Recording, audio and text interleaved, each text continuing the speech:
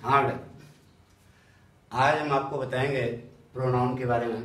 इसके पहले हम आपको बता दें कि क्या क्या आपको बताया गया। आपकी परीक्षाएं डिफेंस की, नेवी की, एयरफोर्स की, ये नज़दीक है। इन परीक्षाओं में पूरी ग्रामर आती है तो आपको मालूम है, सब कुछ पूछा जाता है। लेकिन हमारी जो सलाह है उसको समझो। देखिए, सबसे पहली बात तो आपको ट्रांसफॉर्मेशन के बारे में सब कुछ आना चाहिए, रूपांतरण। तो सबसे पहला पॉइंट इसमें है active voice, passive voice. Active voice से पैसिव वॉइस, पैसिव वॉइस से एक्टिव वॉइस। यह हम आपको बता चुके हैं। जो लड़के नहीं पढ़े उनको सलाह है कि पाठक का फार्मूला, पाठक स्टाइल एक बार जरूर एपिसोड में देख लें। एक्टिव वॉइस, पैसिव वॉइस जैसे डालोगे पूरा सीक्वेंस आ जाएगा बराबर से, एक तरफ से पूरा देख डालो। बहुत सरल तरीका है। 1 2 का 4, 4 2 का 1, my name is Lakhan. Indefinite और परफेक्ट के लिए एक कदम आगे सहायक क्रिया, जबकि कॉन्टिन्यूअस के लिए उसी की सहायक क्रिया की ठीक बात भी। और जितनी भी मॉडल वर्ड्स होती है उन्हीं की ठीक बात भी। दूसरा गाना इस पर हमने सेट किया इंपरेटिव सेंटेंस के लिए कि लेट ने बुलाया, कर्म भाग कराया, बी ने प्रेम बढ़ाया, वर्ड तीसरा बताया पूरा। आपको सलाह है कि इन दो गानों पर पूरा active voice, passive voice final है। आप इसको एपिसोड में अवश्य देख लें। इसी में डिग्री का चैप्टर आता है, पॉजिटिव, कंपैरेटिव, सुपरलेटिव। यह भी हमने खूब अच्छे ढंग से ट्रांसफॉर्मेशन के एक एक पॉइंट हमने अपने एपिसोड में क्लियर किए हैं। अफर्मेटिव से निगेटिव, निगेटिव से अफर्मेटिव, एक्सक्लेमेटरी से असर्टिव, असर्टिव से एक्सक्लेमेटरी, सब बताया गया। लेकिन सलाह यह है कि ज्यादातर आप एक्टिव वॉइस, पैसिव वॉइस पर ध्यान देंगे और डिग्री पर ध्यान देंगे। पूछने का तो सब कुछ पूछ सकता है, लेकिन जो आपको सलाह दी जा रही है इन दोनों पॉइंट को अच्छे ढंग से देखना, डिग्री और एक्टिव वॉइस, पैसिव वॉइस। इसके अलावा आता है डायरेक्ट इनटू इनडायरेक्ट नरेशन। ये हमने अभी आपको एपिसोड नहीं पढ़ाया, इसको भी आप खूब अच्छे ढंग से देख लें। नोट, आपका एरर्स आती है। एरर्स में पार्ट ऑफ स्पीच के बारे में पूछता है, article, noun, pronoun, adjective, verb, adverb, preposition, conjunction, interjection. लेकिन इसमें हम आपको सलाह देते हैं वो आप फॉलो अप करना। पहला पॉइंट, आर्टिकल आपका 100% क्लियर होना चाहिए। यह हमने एपिसोड्स में, आर्टिकल एपिसोड डालोगे पूरा एक एक पॉइंट क्लियर किया गया। जरूर पढ़ ले, और नहीं पढ़ोगे तो बात पछताओगे। साफ साफ बात है, कोई इसमें दो राय नहीं कि यार चूक गए, पढ़ लिया होता जरा सही था। परीक्षाएं नजदीक है, इससे साधे रहे। इसके अलावा वर्ब के बारे में आपको पढ़ना है। किसके बारे में? वर्ब के बारे में। इसके अलावा नाउन को भी ठीक ढंग से देखना। नाउन भी हमने पढ़ा दिया बेटा, एक एक पॉइंट क्लियर कर दिया। प्रोनाउन इस समय चल रहा है, और एक पॉइंट जो इसका महत्वपूर्ण है वह प्रीपोजिशन। अभी तो हमारे पास टाइम नहीं है, लेकिन हम क्लियर करेंगे। आप इसको जो प्रीपोजिशन भी जरूर देख लेना, ठीक है। इसके अलावा एक स्टैंजा आता है, उससे संबंधित क्वेश्चन आते हैं। उसके लिए सलाह है कि 2 बार स्टैंजा पढ़ना, लेकिन दुइये बार में ये समझ में आ जाना चाहिए कि इसमें क्या लिखा गया। ज्यादा जो है दिमाग लगाने के लिए भाव समझना चाहिए कि क्या प्रेजेंट किया गया, क्या लिखा गया। उससे संबंधित क्वेश्चन आएगा, उस क्वेश्चन को छांट करके आपको लिखना है, ठीक है। जैसे आपने हाई स्कूल, इंटरमीडिएट में अनसीन पैसेज नहीं पढ़ा था, अनसीन पैसेज।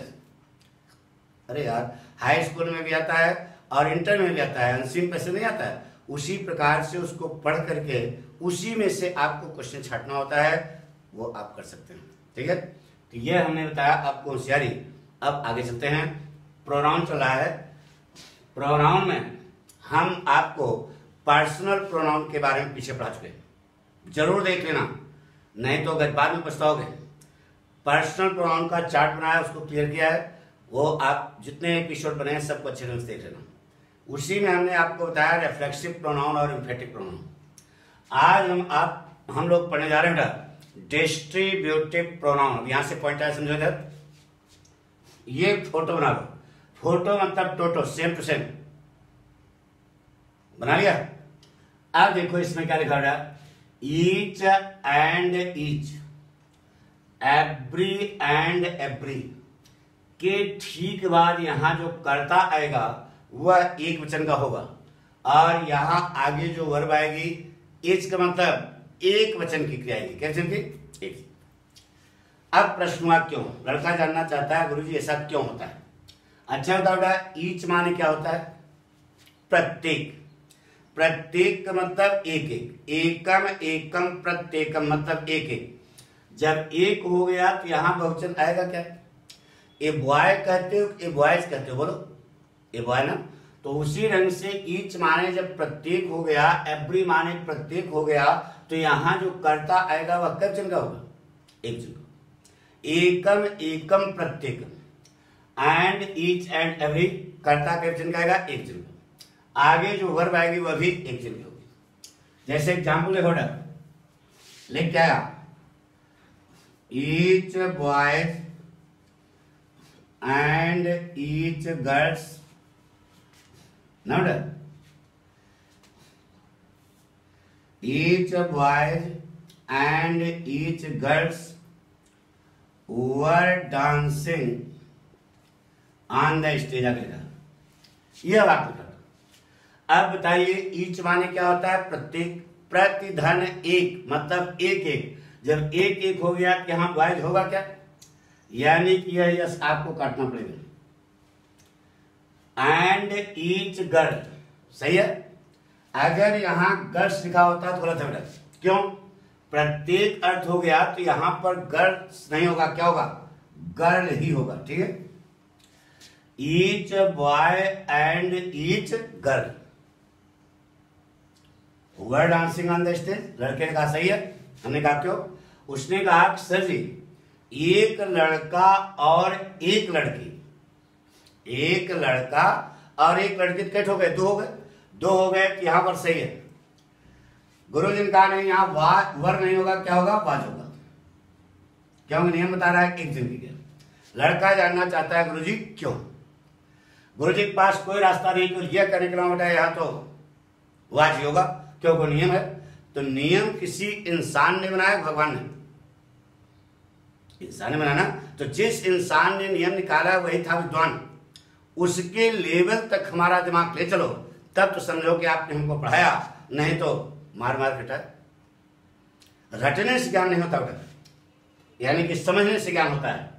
तो each boy and each girl, लड़के का तर्क है कि प्रत्येक लड़का और प्रत्येक लड़की, तो कैसे हो गए? दो। दो हो गए तो वर्ग जो है बहुवचन कहनी चाहिए, लेकिन गुरु जी ने कहा नहीं, यहां एक वचन क्या आएगी। क्यों आएगी यह जानना चाहता हो? जानना चाहोगे? गुड। अभी इसका नाम बताया था बेटा, क्या नाम बताया? डिस्ट्रीब्यूटिव प्रोनाउन के बारे में पढ़े जा रहे हैं। तो इस वाक्य में दो वाक्य शामिल है। देखिए कैसे कैसे, ईच बॉय वाज, वाज ये क्यों होगा? प्रत्येक लड़का एक हो गया तो आज होगा each boy was dancing, each girl was dancing on the stage. आगे लिखा है। बताइए इन दोनों में कॉमन क्या है? सब्जेक्ट कॉमन है, प्रेडिकेट क्या कॉमन है? प्रेडिकेट कॉमन है। तो प्रेडिकेट कॉमन ले लो, वाज डांसिंग। प्रेडिकेट जानते होगे ना, ब्रैकेट शुरू ब्रैकेट बंद। ईच बॉय धन, ईच गर्ल। धन माने प्लस, प्लस माने और माने एंड। यहां पर क्या लगा सकते हैं? एंड। अंग्रेजी में ब्रैकेट लगता है क्या? बोलो, नहीं लगता। देखो ये बन गया, each boy and each girl was dancing on the stage. अभी नहीं समझा? प्रत्येक लड़का और प्रत्येक लड़की, यह वाज डांसिंग एक बार बॉय के साथ है, दूसरी बार गर्ल के साथ। इसलिए यहां पर वर्ग जो है कॉमन लिया गया है, इसलिए वर्ग के विषय क्या बेटा? एक। यह रटा के समझे, क्या समझे? अरे यार डिस्ट्रीब्यूटिव प्रोनाउन है, प्रेडिकेट क्या है? कॉमन है। बात आ गई समझना? पक्का? जैसे लिख लो, जैसे लिखा बेटा every teachers and every students have gone to, लिख लिया इसको, मिटा दें, पक्का, गुड।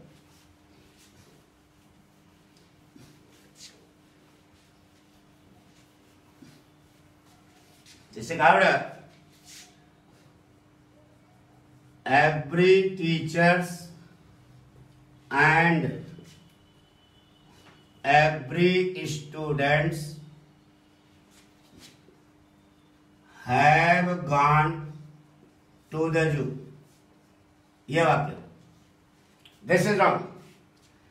एवरी टीचर्स होगा क्या, जब प्रत्येक हो गया कि यहां टीचर्स नहीं होगा, क्या होगा, टीचर होगा। एंड एवरी स्टूडेंट्स नहीं होगा, क्या होगा, एवरी स्टूडेंट होगा।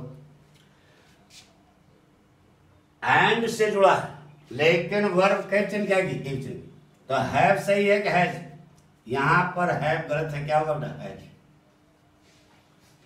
ये सब वर्ब के भी करेक्शन है, ध्यान रखना। अभी भी बता रहे हैं कि ये सब पॉइंट है जो पूछे जाते हैं परीक्षा में। लड़का सोचता है प्रत्येक टीचर और प्रत्येक विद्यार्थी दो हो गए तो हैव सही है, हैव नहीं सही है, वहां पर क्या होगा, हैज। क्यों होगा हैज, क्योंकि वह कॉमन लिया गया है, डिस्ट्रीब्यूटिव प्रोनाउन। आ गया समझ। अब जीवन याद रखना कि अगर कर्ता एक वचन का है तभी वर्ग एक वचन की आएगी, और जब वर्ग एक वचन की आएगी तो आगे पश्चिम केस भी क्या वचन का आएगा, एक वचन का। जैसे देखो पश्चिम केस जानते हो ना, प्रोनाउन का चैप्टर है, अभी बढ़ के चार्ट बताया था। जैसे कहा बेटा each boy and each girl, ना बेटा have done their work, each boy and each girl have done their work. साफ साफ ये गलती आपको दिखाई दे रही है, ईच बॉय होगा एंड ईच गर्ल होगा, सही है, लेकिन यहां हैव नहीं होगा, क्या होगा, यहां पर हैज इस्तेमाल होगा। अभी समझा चुके क्यों होगा, वो समझना गया। अब दिमाग लगाओ, वर्ब एक वचन की आ गई तो जीवन में याद रखना कि पश्चिम केस भी एक वचन आएगा। तो अब यहां पश्चिम केस क्या आएगा, एक लड़के ने कहा गुरुजी हम लगाएंगे हिज, एक वचन। एक ने कहा गुरुजी हम हर लगाएंगे, देर तो होगा ही नहीं, देर तो हो ही नहीं सकता। क्यों नहीं हो सकता, क्योंकि जब वर्ब एक वचन की है तो पश्चिम केस भी एक वचन का आएगा। अब एक वचन का आएगा तो एक लड़के ने कहा बॉय के अनुसार क्या लगाएंगे, हिज। एक ने कहा गुरुजी गर्ल के अनुसार क्या लगाएंगे, हर। हमने कहा नहीं होगा, एक ही सही होगा, देर तो नहीं होगा, इसको हमने काट दिया। अब झगड़ा इसमें है हिज और हर में, हिज लगेगा क्या लगेगा। तो आपको अंग्रेजी भाषा का सिद्धांत बताया, क्या बताया, ताकत का सिद्धांत है, ताकत का। बताइए इसमें लड़का लड़की दो है, इन दोनों में ताकतवर कौन है, किसको मानोगे ताकतवर, दिमाग लगाओ। तो लड़का जो है वह ताकतवर है, लड़का लड़की में मानता है ऑल ओवर वर्ल्ड, पूरे संसार में पुरुष वर्ग प्रधान माना जाता है, पुरुष वर्ग, पुरुष नहीं पुरुष वर्ग प्रधान माना जाता है। तो प्रधान कौन हुआ, बॉय। तो ताकतवर कौन हुआ, लड़का। तो कंट्रोलिंग पावर किसके हाथ में है, राजा के हाथ में। तो राजा कौन बन गया, ताकतवर। ताकतवर कौन है, लड़का। इसलिए यहां पर हर का प्रयोग गलत है, क्या होगा, डायबिटीज होगा। नहीं, एक लड़के ने तर्क किया गुरुजी मान लीजिए सिचुएशन एक है, ऐसी है कि एक पीटी उषा है और ये के चिया भर के हैं, इस स्थिति में क्या लगाओगे। हमने कहा बात तो सही है, पीटी उषा ताकतवर है, साक्षी ताकतवर है, नहीं बेटा, फिर भी आपको पश्चिम केस क्या लगाना पड़ेगा, हिज लगाना पड़ेगा। एक माँ है और एक उसका बच्चा है छोटा सा, लड़का नाम सा, यह स्थिति आ गई, तब क्या लगाओगे। तो हमने कहा तब बेटा क्या लगेगा, हिज ही लगेगा, कारण कि ब्रह्मांड के नियम को आप झुठला नहीं सकते हो। दिमाग लगाओ, शेर ताकतवर होता है कि शेरनी, बोलो। गैया ताकतवर होती है कि सांड, सुन, बिल्ली ताकतवर होती है कि बिलौटा? तो ताकत का सिद्धांत है अंग्रेजी भाषा का। तो इन दोनों में ताकतवर कौन है? बॉय। कंट्रोलिंग पावर किसके हाथ में है? बॉय के हाथ में। इसलिए पश्चिम केस वहां पर क्या लगाना पड़ेगा? ही लगाना पड़ेगा, चाहे वह कमजोर, शारीरिक रूप से कमजोरी, क्योंकि गॉड गिफ्टेड है, ईश्वर की मान्यता है, यूनिवर्सल है कि दोनों में, ये नहीं कहा ताकत और सुंदरता यह किसी के पास भी हो सकती है, लेकिन जनरल नियम जो है ईश्वर का, उसमें यही मान्यता दी गई है कि प्रधान कौन है? पुरुष वर्ग। यह कारण है कि वहां पर ही लगाना पड़ेगा, हर नहीं है। इतना समझ आ गया? पक्का? बाकी अगले एपिसोड में कितना